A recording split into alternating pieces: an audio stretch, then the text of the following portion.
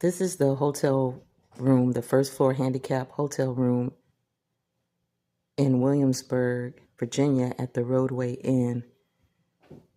And there is construction going on above me.